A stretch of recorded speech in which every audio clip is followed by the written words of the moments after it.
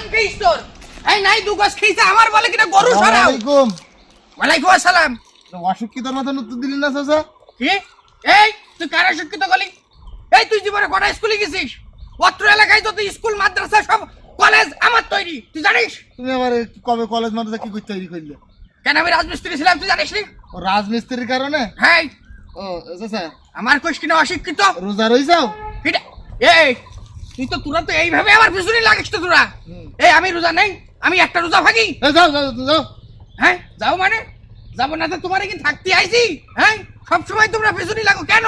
ফালতু ছেলিবিলি যত সব তোর আমি থাকতে আইছি ওর ওখানে। চাচা ভাত ভাত খেতে যাচ্ছাও নাই? আর মানুষ আর ভালো হইতে দিলে না। আর কাজে কিছুক্ষণ করিয়ে পিছনে লাগিয়ে কি করি তাই না খুবই জানে।